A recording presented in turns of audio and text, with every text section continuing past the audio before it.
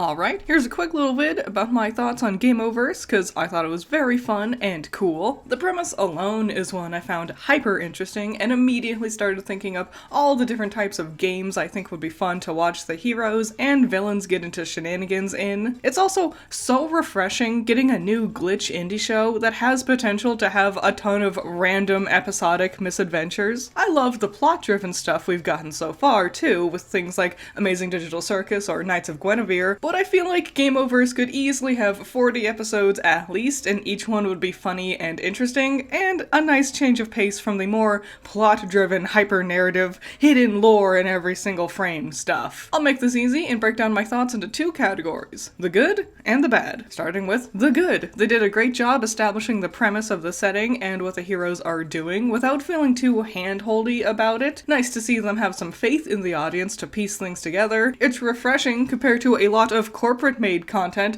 that beats the information into you over and over and over again. The voice cast was amazing. Everyone did fantastic. I would have left it for dead. What's the point of doing any of this if we can't save everyone we can? Yes, it is I, Mr. Paper. Anyway! The fat dinosaur. With one exception. Misinformation and Fold were hilarious, and their arguing was a big highlight for me. I was worried Jay Schlatt doing essentially his normal speaking voice for Caboodle would feel distracting, but no, I actually thought he was one of the best performances here. You just sucked me up like a freak! I could have barbs, quills! What if I'm poisoned? I actually saw this thing on Twitter where several people were like, this guy was a terrible choice for voice actor. His mic isn't even set up right. Like, guys, it's a robotic effect on his voice. Because, you know, this little character is a robot. This isn't even a new thing. Transformers has done stuff like this for years. You honestly thought Jay Schlatt, YouTuber, podcaster, has covered songs before, has a bad tin can mic setup, and that everyone at Glitch would have approved of that? What do you think this is, Rooster Teeth back during the Black trailer? Perfect. Move up to the next car. The big bad villain guy also has a reverb on his voice, but I don't see anyone getting up in arms over Jason Douglas's performance. Do you hear me? Clean that up! I mentioned the syntax duo being hilarious. Well, the whole pilot was very funny. It's snappy and quick humor, which is right up my alley. While I'm already glazing the villains, I'll just say that they easily were my favorite parts of the episode. They have big potential to totally steal the show. Big Team Rocket energy coming from them, which I adore. If you're having trouble, shoot where they're going instead of where they are. If you're having trouble... I especially liked how much they played around with Fold changing his shape with this origami style movements. That was really clever and creatively done. The music was amazing. I love Grant Kirkhope's work, and he brought that fantastic Banjo-Kazooie style to this, and it is an absolute delight. He wasn't alone in this, though. Jake Kaufman is also credited here, and while I'm not nearly as familiar with Jake's work, the entire episode sounded phenomenal. The style of the whole thing is so creative and fun, playing around with different art styles at times for comedic effect, using a cute pixel style to represent their progress in Flapper's game, visually stunning. Really elevating this pilot and enhancing the idea that this is a story about going to different game worlds. It makes me very excited to see them play around with other art styles too. Things like Mortal Kombat, Harvest Moon, Mario 64, Doki Doki Literature Club, Five Nights at Freddy's, old NES games, hyper-realistic Rockstar games. The sky's the limit. I saw some folks on Twitter saying that they felt like this moved too fast, but I disagree. It was snappy, but also knew to slow things down every now and then, especially for the emotional moments with Gobble's character growth. I'm a Learnosaurus, kid. That's what I do. I learn. I also really love the choice to have the heroes fail at the end here. In fact, between Kit's flashback, this adventure with Flappers, and the trailer for Gobble's game, all we've seen the heroes do is fail. It's a bold choice, and makes me really invested, actually. I can't wait to see them really succeed. But seeing them fail this much also tells me this won't be like Team Rocket. The villains really are a threat, and it's not always going to be a guarantee Kit and her team will save the day. Which is really interesting. Only one trailer and one pilot, and already there's so much stakes in this show. Again, on Twitter, I saw this one post complaining about the pilot didn't include enough stuff, and like, yeah, Obviously, the post was complaining that we don't get to see what it looks like when the heroes save a planet. OMG, a show has left you wondering something, thus incentivizing you to either discuss among the fan space or come back to watch the next installment to see if you get your answers. Who could have seen this one coming? This would be like if, after watching the first episode of Steven Universe, you made a whole thread about, well, how exactly did Steven have a shield? How does he have a gem? How did Rose die? What are these monsters? Do they all look like centipedes? Why do they look that way? Why didn't they explain every single thing about the show yet? Like,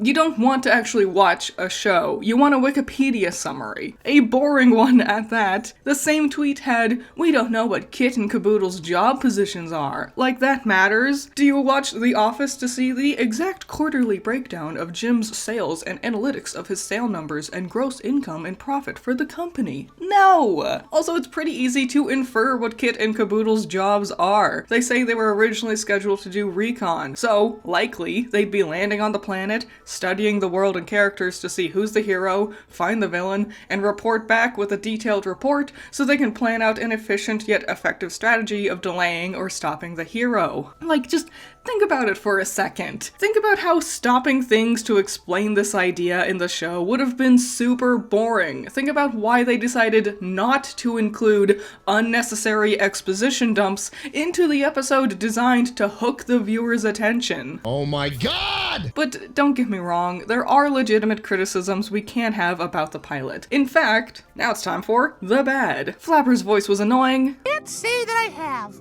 but maybe someone in Coral Reef City has. I'm sorry, I quickly grew to hate it. I didn't find his delivery funny, and it teetered on being grating. Aaron did great as Gobbles, but I don't know, I hope Flappers doesn't stay this way, whether it's Aaron trying something different or recasting for Flappers entirely. Flappers was easily my least favorite part, and I was bummed when I realized he was joining the main team. During Snapper's introduction, his animation was oddly choppy at times. Snappers the sea scourge goes.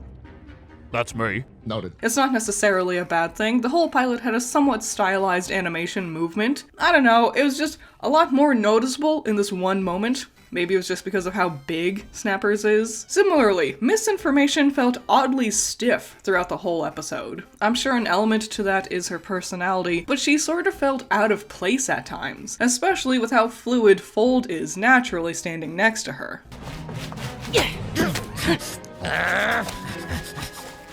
At the very start, that action scene with Kit had quite a few shots where I felt like the camera was too up close on the characters to get a very good look at the action. Claustrophobic was the word that popped into my mind, but it really was just that first fight scene. That never happened again in the rest of the episode. I've seen folks insisting Kit or Misinformation is sexualized, even though they're just regular, conventionally attractive looking women. Ooh, her transformation sequence. We zoom in on these parts, they knew what they were doing. Have you seen a magical girl anime ever? They're showing the parts of the body that change clothes. Newsflash, everyone wears their tops on their torso. You don't even see anything with this transformation anyway. The sequence also zoomed in on her gloves and helmet too. You're not gonna bring that part up? Well, I don't agree with the insinuation that anything here is sexualized. It's just women wearing beach-themed outfits because we're in a tropical setting. I do think there is a fair argument to be made about how most of the female characters have the same exact body type. Yes, there are exceptions, like Crab Girl.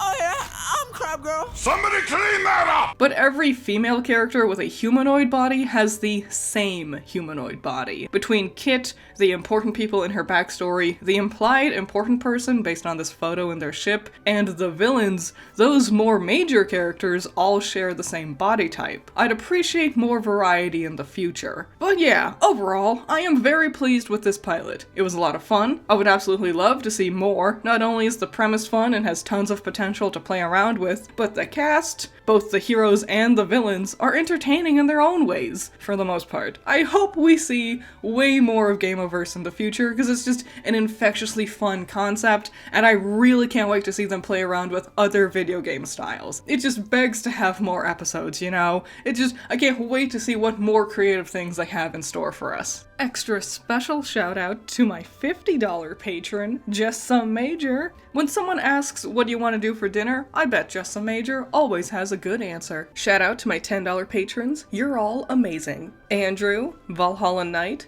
Chamomile, Classy Critic, Genital War Thunder, Jake, Amber, Scaring Crows, Messiah, Jacob, Ben's Sketchbook, Lucien, Wild Pilot, Bunkin Duncan, Hoodie Angel, Ranger, C1 Trooper, Ruby Rune, Lava Rose, Unspoken, Tyrene, Thanos, Pandemonium, Peter, Agiri, Eden, Silverheart Soul, Doki Pokey, Zappy, Wolfgang, Philip, Lalaroni, Marie, MD, Nerf Ned, Video Gamer, Middle Coop, Vermithor, Card Creates, Cat with a Knife, and Rose. So yeah, what do you think? There have been quite a few things levied around. I don't, like, if you have those other critiques I talked about, I would like to see you expand on that concept, even if I don't necessarily agree. I think there's a level between having genuine critique, like talking about the body diversity or lack thereof, and then looking for something to complain about, or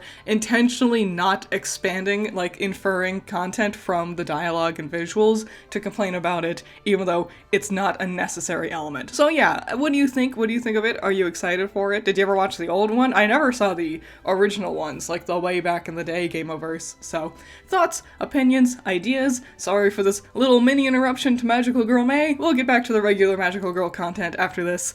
I'll see you in the next one. Bye-bye.